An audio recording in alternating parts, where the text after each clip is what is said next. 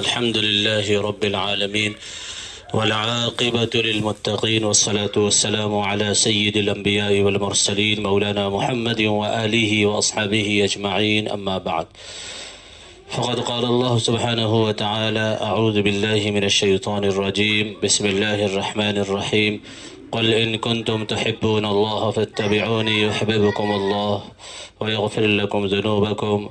وقال تعالى: قل اللهم مالك الملك تؤتي الملك من تشاء وتنزع الملك ممن تشاء وتعز من تشاء وتذل من تشاء بيدك الخير إنك على كل شيء قدير.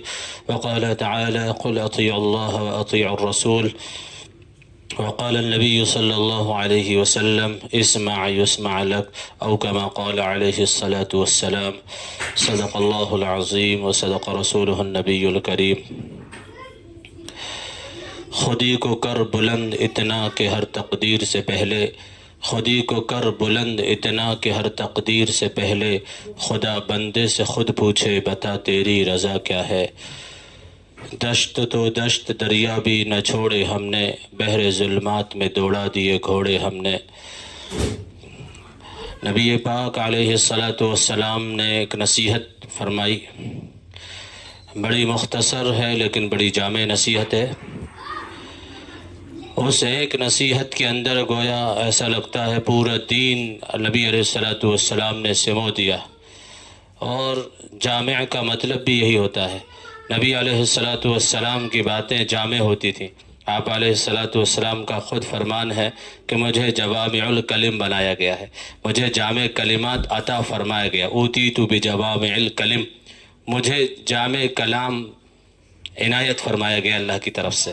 یعنی بات میں مختصر کرتا ہوں لیکن اس کے اندر بہت ساری باتیں ہوتی ہیں. گویا سمندر کو کوزے کے اندر سمو دیا جائے، اس کو کہتے ہیں جامع بات. یہ نبی علیہ الصلاۃ والسلام کو خاص یہ صفت عنایت فرمائی گئی تھی اللہ کی طرف سے. تو نبی علیہ الصلاۃ والسلام نے ارشاد فرمایا کہ اسمع یسمع لک، کہ تم سنو تمہاری سنی جائے گی. یعنی تم اللہ کی سنو تمہاری سنی جائے گی، اللہ کی مانو تمہاری مانی جائے گی.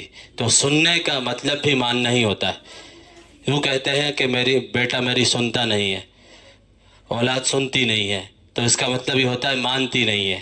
بہرے تھوڑی ہیں، سنتے تو ہیں، بہرے نہیں ہیں وہ. لیکن یہ اردو کے اندر بھی محاورہ ہے اور عربی کے اندر بھی یہی ہے، سمعنا و اطعنا، سنو اور اطاعت کرو یعنی مانو. جب سن لیا تو اس کو ماننا بھی ہے، تو سننا اصل ماننا ہی کہلاتا ہے. تو فرمایا اسمع یسمع لک، کہ تم سنو اللہ کی سنو یعنی اللہ کی مانو تو تمہاری مانی جائے گی. آج ہر آدمی پریشان ہے کہ میری سنوائی نہیں ہوتی، میں فلاں دعا کر رہا ہوں، کب سے مانگ رہا ہوں، میری دعا قبول نہیں ہوتی، میری اللہ کے یہاں کوئی سنوائی نہیں ہے، اللہ میری دعائیں قبول نہیں کرتے، میری مرادیں پوری نہیں ہوتی، میری امیدیں پوری نہیں ہو رہی، آرزویں پوری نہیں ہو رہی، کب سے مانگ رہا ہوں ابھی تک ویسا ہی کہ ویسا ہوں، میری کوئی دعا قبول نہیں ہوتی. نبی علیہ الصلاۃ والسلام نے اس اشکال کو رفع فرما دیا کہ ایسا نہیں ہے. تم اللہ کی اطاعت تم نے کتنی کی، تم اللہ کی کتنی مان رہے ہو، تم اللہ کی کتنی سن رہے ہو جو اللہ تمہاری سنے. پہلے تم اللہ کی مانو، اللہ کی اطاعت کرو، پھر دیکھو اللہ تعالیٰ ہر چیز کو تمہارے تابع کر دیں گے. جاندار بھی تمہارے تابع اور جو غیر جاندار ہے وہ بھی تمہارے تابع ہو جائیں گے. حضرت شیخ سعدی رحمۃ اللہ علیہ نے حضرت ابراہیم رحمۃ اللہ علیہ، ابراہیم بن ادہم، مکۃ المکرمہ کے ایک پہاڑ پر وعظ فرما رہے ہیں،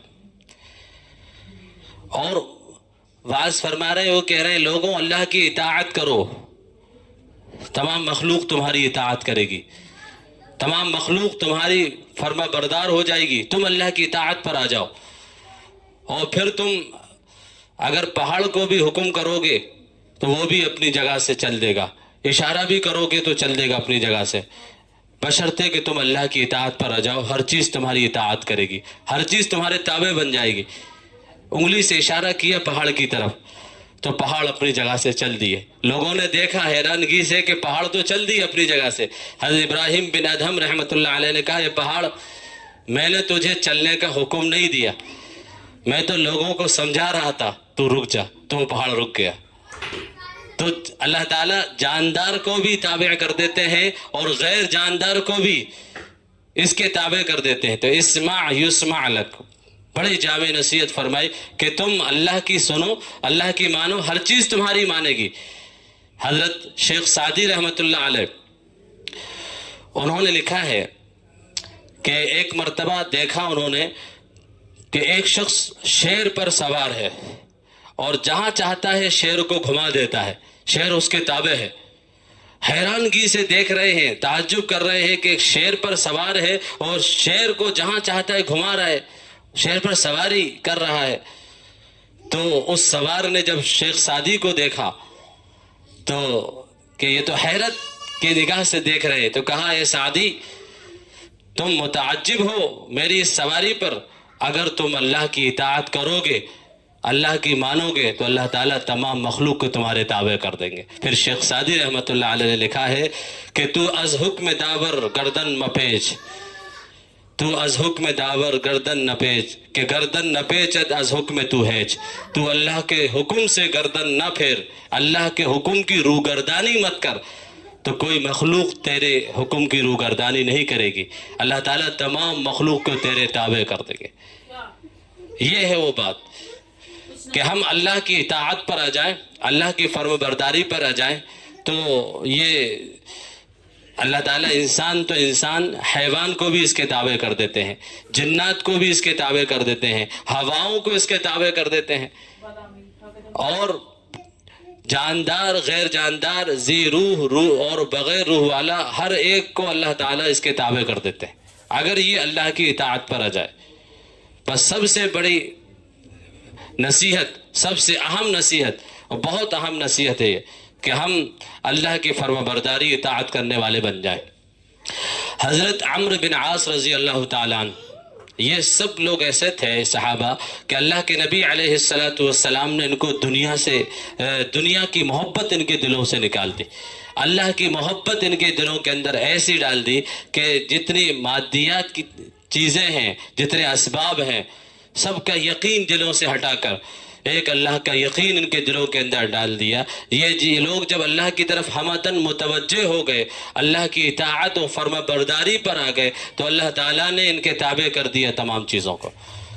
صحابہ کی مثالیں ہیں، لکھی ہیں کتابوں کے اندر، واقعات کے اندر، احادیث کے اندر صحابہ اکرام کے واقعات ملتے ہیں۔ حضرت عمرو بن عاص رضی اللہ تعالیٰ عنہ افریقہ پہنچے جماعت کو لے کر، اور افریقہ جب جماعت کو لے کر پہنچے، امیر قافلہ تھے حضرت عمرو بن عاص رضی اللہ عنہ۔ انہوں نے ساتھیوں سے کہا کہ ہمیں ایک ایسی جگہ کی ضرورت ہے جہاں اسلامی چھاؤنی بنائی جائے۔ تو غور و فکر کیا، اس کے بعد حضرت عمرو بن عاص رضی اللہ عنہ نے حکم دیا کہ افریقہ کے جنگل کے اندر ہم چھاؤنی بنائیں گے۔ وہ ایسا جنگل افریقہ کا جہاں پر لوگ رات تو رات، دن کو بھی وہاں نہیں گزر سکتے تھے، جو وہاں گزرتا تو وہ واپس نہیں آتا تھا۔ بڑے بڑے دہاڑتے ہوئے شیر، چنگھاڑتے ہوئے ہاتھی اور دن دناتے ہوئے بھیڑیے، ہر قسم کے موذی جانور اس جنگل کے اندر موجود ہیں۔ ایک مقام پر حضرت عمرو بن عاص رضی اللہ تعالیٰ عنہ جا کر ٹھہر گئے اور آواز لگا کر کہا، اے جنگل کے چرندوں، پرندوں، جانوروں، ہم غلامان محمد مصطفیٰ صلی اللہ علیہ وسلم ہیں، ہمیں یہاں پر اس جنگل میں اپنی چھاؤنی بنانا ہے، لہذا تم اس جنگل کو خالی کر دو، اور میرے اس اعلان کرنے کے بعد اگر کوئی یہاں پایا گیا تو ہم اس کو قتل کر دیں گے۔ یہ آواز اللہ تعالیٰ نے ہر جانور کے کانوں پر پہنچا دی۔ آج تک حیران ہیں سائنسداں، تاریخ لکھنے والے بھی، کہ کیا بلا کا جادو تھا اس آواز کے اندر کہ شیر، چیتے، بھیڑیے، ہاتھی سب اپنے بچوں کو اپنے سے چمٹاتے ہوئے سامنے سے ایسے گزر رہے تھے جیسے مفتو فاتح کے سامنے اور غلام آقا کے سامنے سر جھکائے ہوئے گزرتا ہے، ایسے تمام جانور اپنے بچوں کو چمٹاتے ہوئے نکل رہے تھے۔ کیا جادو تھا ان کی آواز میں، وہی بات تھی بس، اسمع یسمع لک، اللہ کی اطاعت پر آ جاؤ، اللہ تعالیٰ مخلوقات کو تمہارے تابع کر دیں گے، یہ ہوائیں بھی تمہارے تابع ہو جائیں گی، یہ جانور بھی تمہارے تابع، جنات بھی تمہارے تابع، ہر چیز تمہارے تابع ہو جائے گی۔ اسی کو کسی عارف نے کہا، من کان للہ کان اللہ لہ، جو اللہ کا ہو جاتا ہے اللہ اس کا ہو جاتا ہے، اللہ کا ہو گیا۔ جب اللہ کا ہو گیا، اللہ کا ولی بن گیا، اللہ کا خاص بن گیا، وہ اللہ کے خواص میں اس داخل ہو گیا، تو پھر سب کچھ اس کا ہے۔ کئی مرتبہ میں نے یہاں سے ایک واقعہ سنایا، موضوع کی مناسبت سے پھر سناتا ہوں، اس سے بات جلدی سمجھ میں آئے گی۔ سبکتگین بادشاہ گزرا، ہندوستان کے ایک بادشاہ، اس کی چند بیویاں تھیں، ایک بیوی تھی وہ کالی تھی، اس سے بہت زیادہ محبت کرتا تھا، اور جو حسین و جمیل خوبصورت بیویاں تھیں ان کو حسد اور ہونا ہی تھا کہ ہم اتنی خوبصورت ہیں، ہم میں اداؤں میں کمی نہیں ہے، ہماری خوبصورتی حسن و جمال میں کوئی کمی نہیں ہے، لیکن یہ تو حسن و جمال میں بھی بہت کم ہے، کالی ہے، اس کے بعد بھی اس کالی کلوٹی پر بادشاہ دل دیتے ہیں، ہماری طرف دھیان نہیں دیتے زیادہ، اس کو زیادہ ترجیح دیتے ہیں۔ یہ ترجیح دینا، بڑھاوا دینا کسی کو، یہ حسد کا سبب بن گیا ان کے۔ ایک دن وہ بادشاہ سلامت کے پاس پہنچ گئی اور کہا، بادشاہ سلامت ہمیں آپ سے کچھ عرض کرنا ہے۔ پھر اپنی وہی شکایت کی کہ ہم اتنے خوبصورت ہیں، ہم میں کیا کمی ہے، لیکن آپ اس پہ دل دیتے ہیں، اس کو ترجیح دیتے ہیں ہم پر، اسی پر آپ کا دل زیادہ اٹکا رہتا ہے، ایسی کیا بات ہے؟ بادشاہ نے کہا کہ میں اس کا کسی دن جواب دوں گا۔ یہ سمجھدار آدمی کی علامت ہوتی ہے کہ وہ ہر بات کا جواب فوراً نہیں دیتا، بلکہ سوچ سمجھ کر دیتا ہے، اور بعض مرتبہ وہ جواب موقع کا متلاشی ہوتا ہے کہ موقع ہوگا تب جواب دیا جائے گا تو جلدی سمجھ میں آئے گا، ہو سکتا ہے اس وقت جواب دیا جائے وہ پلٹ کے کچھ اور بات اور بحث بن جائے، بحث بڑھ جائے، اور وہ غصے میں مانے نہ، وہ جذبات لے کر آیا ہے، کچھ غصے میں آیا ہے، وہ بات کو مانے نہ، تو موقع نہیں ہوتا، کبھی کبھی موقع پر سوچتا ہے کہ موقع پر بتاؤں گا تو اس کو جلدی سمجھ میں آئے گا۔ بادشاہ نے کہا کہ میں اس کا بعد میں جواب دوں گا کسی موقع پر۔ بیویاں چلی گئی۔ ایک مرتبہ بادشاہ سلامت اپنے آنگن میں بیٹھے ہوئے ہیں صحن کے اندر، اور ان کو خیال آیا کہ آج اس کا جواب دے دوں میں۔ اپنے وزیر کو کہا کہ سونے جواہرات کے ڈھیر لگا دو، سونے جواہرات کے ڈھیر لگا دیے گئے۔ پھر کہا بیویوں کو بلا لاؤ، بیوی آئی، کہا کہ یہ جتنے سونے جواہرات کے ڈھیر دکھ رہے ہیں وہ سب تمہارے ہیں، اور جب میں کہوں تو تم جانا، اور جو جس ڈھیر پر ہاتھ رکھ دے گی وہ ڈھیر اسی کا ہو جائے گا۔ چنانچہ جب بادشاہ نے کہا، حکم دیا، تو ساری بیویاں گئیں، اپنے اپنے پسند کے ڈھیروں پر ہاتھ رکھ دیا۔ سب تو ٹکٹکی لگا کے کھڑی تھی کہ جیسے ہی حکم ہو اور ہم جائیں فلاں ڈھیر پر ہاتھ رکھ دیں۔ سب نے اپنے اپنے پسند کے ڈھیر پر ہاتھ رکھ دیا۔ وہ کالی بیوی جس کی وجہ سے یہ بادشاہ نے یہ طریقہ اختیار کیا، وہ وہیں کھڑی ہے، وہ نہیں ہٹی، وہاں سے ہلی نہیں۔ تو ساری بیویاں ہنسنے لگی، کہا کہ بادشاہ دیکھو، ہم کہتے تھے بے وقوف ہے، آپ کی طرف سے شاہی انعام ہو رہا ہے، اور یہ آپ کا منہ تک رہی کھڑی ہوئی، یہ آپ کے پاس کھڑی ہے۔ بادشاہ نے کہا کہ تم کیوں نہیں گئی؟ تم بھی چلی جاتی، کسی پسند کے ڈھیر پر ہاتھ رکھ دیتی، وہ تمہارا ہو جاتا۔ وہ آگے بڑھی اور بادشاہ سلامت کے سر پر ہاتھ رکھا اور کہا، بادشاہ سلامت، جب آپ میرے ہیں تو سب میرا ہے، جب آپ میرے ہیں تو سب میرا ہے، اگر آپ ہی میرے نہیں ہیں تو میں سونے جواہرات کا کیا کروں گی؟ یہ ہے من کان للہ کان اللہ لہ۔ جب اللہ ہی ہمارے ہو جائے تو پھر سب کچھ ہمارا ہے، جب اللہ ہی ہمارے نہیں ہے تو پھر آج ہماری ضرورت پوری ہو جائے گی، کل پھر بھوکے ہو جائیں گے، کل پھر یہی کہیں گے کہ ہمیں کچھ نہیں ملا، کچھ نہیں دیا۔ جب اللہ ہمارے ہو جائیں گے پھر جو ہے اللہ تبارک و تعالیٰ جو ہے ہماری ضرورتوں کو ایسے پوری کریں گے جیسے صحابہ کرام کی ضرورتیں پوری کی۔ اللہ تعالیٰ مخلوقات کو ایسے ہمارے تابع کر دیں گے جیسے صحابہ کرام کے تابع کر دیا تھا۔ حضرت شیخ سعدی رحمۃ اللہ علیہ، حضرت ابراہیم بن ادہم رحمۃ اللہ علیہ، ان کا ایک واقعہ لکھا ہوا ہے۔ اپنے زمانے کے بادشاہ ہیں، اپنے زمانے کے بادشاہ، لیکن اللہ تبارک و تعالیٰ نے ان کو ہدایت عطا فرمائی، اللہ تعالیٰ کی حاکمیت ان کے دل کے اندر آ گئی کہ حکومت کیا ہے، اصل تو حکومت اللہ کی ہوتی ہے، اور اصل عزت وہ فقیرانہ زندگی کے اندر ہے، اصل عزت وہ اللہ کی اطاعت و فرما برداری میں ہے، اللہ کی ماننے میں ہے۔ بس یہ ایک دل کے اندر ایک ضرب لگی، ایک کار لگی، اور ساری حکومت و سلطنت کو لات مار دی انہوں نے، اور وہ اللہ کی اطاعت و فرما برداری میں لگ گئے، فقیرانہ ہیئت اختیار کر لی، ایک دریا کے کنارے پر بیٹھے ہوئے ہیں اور اپنی پھٹی ہوئی گدڑی سل رہے ہیں۔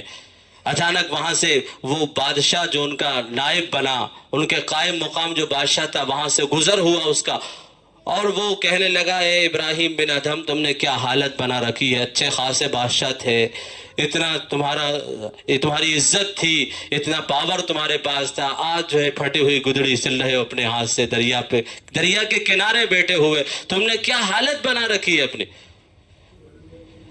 تو بادشاہ سلامت ایسے کیسے سن سکتے تھے اس بات کو؟ وہ تو بہت اچھی طرح فیصلہ کر کے آئے تھے، ان کے دل کے اندر تو اصل جو اللہ تعالیٰ نے ان کو جو نعمت عطا فرمائی تھی، دل کا سکون، دل کی راحت، اسلام کی عزت، اسلام کی دولت اور اللہ کی اطاعت و فرما برداری کی نعمت اللہ نے ان کو جو عطا فرما دی تھی، اس کے آگے وہ اس کی بات کیسے سن سکتے تھے؟ اس نے کہا یہ بادشاہ سن، یہ میری سوئی دیکھ رہا ہے کہ ہاں، فوراً دریا کے اندر ڈالی اور کہا کہ اپنے لشکروں کو حکم دے کہ میری سوئی لا کے دے۔ اس نے کہا کہ اتنی سی سوئی اتنے بڑے دریا میں سے کیسے نکل سکتی ہے؟ کہا کہ نہیں نکال سکتے، کہا کہ نہیں وہ سوئی واپس نہیں آ سکتی، تم تو بیوقوف آدمی ہو، کہا کہ آ سکتی ہے۔ اللہ سے لو لگائی اور کہا اللہ مجھے سوئی چاہیے۔ تو تاریخ کے اندر لکھا ہے ابراہیم بن ادھم رحمۃ اللہ علیہ نے جیسے ہی اللہ سے لو لگائی، سمندر سے ایک ایک مچھلی سونے کی سوئی اپنے منہ میں دبا کر وہ دریا کے کنارے پر آ گئی، دریا تھا وہ، دریا کے کنارے پر آ گئی۔ سب نے دیکھا کہ یہ تو سونے کی سوئی آ گئی، وہاں تو معمولی سوئی تھی، لیکن ابراہیم بن ادھم رحمۃ اللہ علیہ نے کہا یا اللہ نہیں، مجھے تو میری ہی سوئی چاہیے جو میں نے ڈالی تھی۔ پھر ایک مچھلی رونما ہوئی دریا سے اور وہ حضرت ابراہیم بن ادھم رحمۃ اللہ علیہ کی سوئی اپنے منہ میں دبا کر لے کر آئی، اور پھر حضرت ابراہیم بن ادھم رحمۃ اللہ علیہ نے کہا یہ ہے میری حکومت، ایک تیری حکومت ہے جو انسانوں کے جسموں پر ہے، ظالمانہ طریقے پر حکومتیں ہوتی ہیں، اور یہ میری حکومت ہے، دیکھ کہ میں جو ہے میری حکومت دلوں پر ہوتی ہے، اور میری حکومت جانداروں پر بھی ہے اور غیر جانداروں پر بھی ہے، اور تیری حکومت انسانوں پر ہے، میری حکومت مخلوقات پر ہے۔ تو اللہ تبارک و تعالیٰ جس کو یہ نعمت عطا فرما دے اللہ کی ماننے کی، اللہ کی اطاعت کرنے کی، اس کو بے فکری اللہ عطا فرما دیتے ہیں۔ اللہ تعالیٰ سارے انتظامات اس کے فرماتے ہیں، اس کو کسی چیز کی فکر اور ٹینشن نہیں ہوتی۔ سب سے بڑا وہ فقیر ہونے کے باوجود وہ سب سے بڑا بادشاہ ہوتا ہے، اور اللہ تعالیٰ اگر یہ نعمت عطا نہ فرمائے تو آدمی بادشاہ ہونے کے باوجود فقیروں سے بھی زیادہ بدتر ہوتا ہے، فقیروں سے بھی زیادہ گرا ہوا ہوتا ہے۔ اللہ تعالیٰ اس کی زندگی سے چین و سکون کو نکال لیتے ہیں، راحت کو نکال لیتے ہیں۔ گولیاں کھا کر سوئے تو نیند نہیں آتی، بہترین ایسی گاڑیوں کے اندر گھوم رہا ہے لیکن آرام نہیں ہے، اور ایک آدمی اپنے پیڑ کے نیچے اپنے سر پہ نیچے پتھر رکھ کر سو رہا ہے، چین کی نیند سو رہا ہے، اس کی نیند پوری ہو رہی ہے، پیٹ بھر کے کھانا کھا رہا ہے، جلدی ہضم ہو رہا ہے، اس کو کوئی شکایت کوئی بیماری نہیں ہے۔ اسمع یسمع لک، اللہ کے نبی علیہ السلام نے مختصر نصیحت فرمائی لیکن بہت کام کی نصیحت فرمائی، تم اللہ کی اطاعت کرو تمام مخلوقات تمہارے تابع ہو جائے گی۔ حضرت عمرو بن عاص رضی اللہ تعالیٰ عنہ، یہی صحابی، جب ان کو افریقہ کا، جب ان کو مصر کا گورنر حاکم بنا کر بھیجا گیا، وہاں پر پہنچے تو مصر کی حالت دیکھی حضرت عمرو بن عاص رضی اللہ عنہ نے کہ وہاں دریائے نیل اسی پر سب کا ڈیپینڈ ہے، اسی سے پانی آتا ہے، لیکن دریائے نیل جب تک پانی نہیں دیتا جب تک سال میں ایک مرتبہ ایک دو شیزہ نوجوان حسین و جمیل خوبصورت لڑکی کی بھیٹ نہ چڑھائی جائے، جب تک اس کے اندر نہ ڈالی جائے، وہ جب تک دریائے نیل پانی نہیں دیتا یہ اس کی عادت ہے، یہ سب کو تجربہ ہے اس بات کا۔ ہر سال پریشان تھے مصر کے لوگ۔ جب حضرت عمرو بن عاص رضی اللہ تعالیٰ عنہ مصر بھیجے گئے تو وہاں کے لوگوں نے ان کو کارگزاری سنائی کہ یہاں کی تو یہ حالت ہے، آپ کچھ کریے۔ تو انہوں نے جائزہ لے کر ایک خط لکھا امیر المومنین عمر بن خطاب رضی اللہ عنہ کو، انہی کا دور حکومت تھا، اور انہوں نے وہاں کے حالات لکھے کہ یہاں یہ حالات ہیں۔ تو انہوں نے کہا کہ نہیں، اسلام ان وحشیانہ حرکتوں کی اجازت نہیں دیتا، اسلام کے اندر اس کی اجازت نہیں ہے۔ اس کے بعد انہوں نے خط لکھا، اور خط کے اندر لکھا من عبداللہ عمر ابن الخطاب الى نیل مصر، کہ یہ خط اللہ کے بندے عمر بن خطاب کی طرف سے دریائے نیل کے لیے ہے۔ اور پھر لکھا کہ اگر تو اللہ کے حکم سے، اگر تو اپنے اختیار سے جاری ہوتا ہے تو تجھے اختیار ہے، ہمارا تجھ سے کوئی لینا دینا نہیں ہے، اگر تو اللہ کے حکم سے جاری ہوتا ہے تو عمر امیر المومنین کہا یہ عمر تجھے حکم دیتا ہے کہ تو جاری ہو جا اور پھر بند مت ہونا کبھی بھی. بس یہ خط لکھا امیر المومنین نے. عمرو بن عاص رضی اللہ عنہ کے پاس یہ خط پہنچا اور یہ خط انہوں نے اس دریائے نیل کو ڈالا، دریائے نیل کے اندر ڈالا. اس کے بعد لوگوں نے اپنی آنکھوں سے دیکھا کہ دریائے نیل سے پانی ابلنا شروع ہوا. اتنا پانی ہوا کہ اس وقت سے پانی جاری ہے. آج تک کسی نے اس کی زمین نہیں دیکھی. آج تک وہ پانی جب سے جاری ہوا ہے کبھی خشک نہیں ہوا، جب سے جاری ہوا ہے کبھی کم نہیں ہوا. اللہ تبارک و تعالیٰ نے جیتی جاگتی دنیا کو یہ دکھا دیا کہ جو اللہ کی اطاعت کرتا ہے، اللہ کی فرما برداری کرتا ہے، اللہ تبارک و تعالیٰ اس کے حکم کے اندر، اس کی ایک بات کے اندر، اس کے اشاروں کے اندر اللہ تعالیٰ جو ہے کار فرما ہوتے ہیں. اس کے پیچھے اللہ کا حکم چلتا ہے. اس لیے حدیث پاک کے اندر آتا ہے بہت سے پراگندہ بال فقیرانہ ہیئت والے جن کو لوگ اپنے دروازوں سے ہٹا دیتے ہیں، جن کی کوئی معاشرے کے اندر بقا تو ویلیو نہیں ہوتی. فقیرانہ بال، پراگندہ بال پریشان حال ہوتے ہیں، لوگ دروازوں سے ہٹائے جاتے ہیں. لیکن اللہ کے یہاں ان کا یہ مقام ہوتا ہے کہ اگر وہ کسی بات پر قسم کھا لیں تو اللہ تبارک و تعالیٰ ان کی قسم کی لاج رکھتے ہیں. یہی ہے وہ بات، اسمع یسمع لک. وہ اللہ کی اطاعت و فرما برداری پر آ گئے، اللہ کی انہوں نے مان لی، اطاعت ان کی زندگی میں آ گئی تو اللہ تبارک و تعالیٰ نے مخلوقات کو ان کے تابع کر دیا. حضرت عمر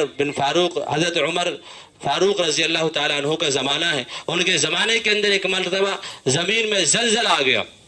عمر فاروق رضی اللہ عنہ کے زمانے میں زلزلہ آ گیا. انہوں نے پیر سے زمین کو مارا اور کہا کہ اے زمین، یہ کیا؟ میں نے تیرے اوپر کبھی ناانصافی کی؟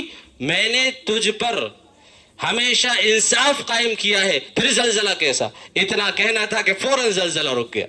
عمر فاروق رضی اللہ تعالیٰ عنہ اللہ کا شکر بجا لائے کہ اللہ تیرا شکر ہے کہ تو نے مجھے جو ہے اس قابل بنایا، مجھے وہ نعمت اسلام کی عطا فرمائی. کہاں بکریوں کو چرایا کرتا تھا، کہاں عمر کا کوئی مقام نہیں تھا، کہاں عمر ظالمانہ زندگی گزارتا تھا، کہاں عمر جو ہے کسی کو قتل کرنے کے در پہ رہتا تھا. لیکن آج عمر کا یہ مقام ہے کہ زمین میں زلزلہ آ رہا ہے اور زمین پر پیر مار کر عمر اگر یہ کہہ دے کہ زمین رک جا، میں نے تیرے اوپر انصاف قائم کیا ہے، تیرے زلزلہ نہیں آ سکتا، زلزلہ فوراً رک جاتا ہے. فوراً اللہ کا شکر بجا لائے عمر فاروق رضی اللہ تعالیٰ. تو وہ نعمت اللہ تبارک و تعالیٰ نے ہم سب کو عطا فرمائی ہے، ایمان کی نعمت.